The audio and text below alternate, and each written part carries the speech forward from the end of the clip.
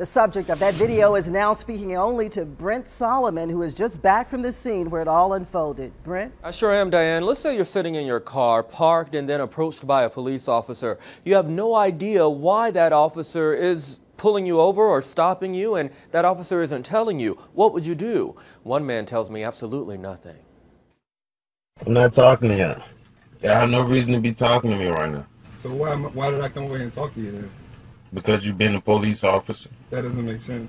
25-year-old Roy Williams had no words for Richmond police when they approached him while parked at the America's Best Value Inn this week.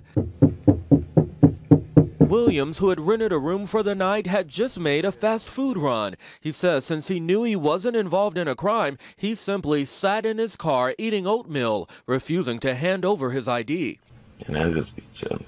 You got a firearm in the car, Mr. Williams? Plenty.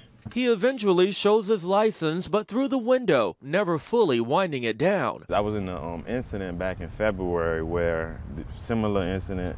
They get out the car, walk up on me for no reason. It's why Williams tells me he immediately pulled out his cell phone to record the entire ordeal. So you got to look at all this kind of in context. Dana Schrod with the Virginia Association of Chiefs of Police says though you may not have to, it's always a good idea to cooperate with law enforcement. If you give an officer any reason to suspect negatively why you are not cooperating with that officer, then it leads an officer to think that you may have something to hide. She says in situations like this, there could be an undercover operation where an officer may not tell you why they're approaching you. You may think that you're being harassed when in fact the officer may be trying to protect you or other parties in the area. But I just feel like I'm target majority of most of the times. Leading him to keep quiet despite the law right at his car window. Who gonna check me?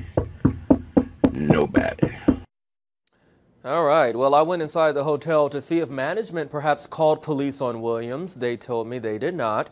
When I reached out to Richmond police, they would not tell me if the officer did anything wrong or if he's being investigated. For more information on knowing your rights, click on my story at NBC12.com. On your side, I'm Brent Solomon. Back to you.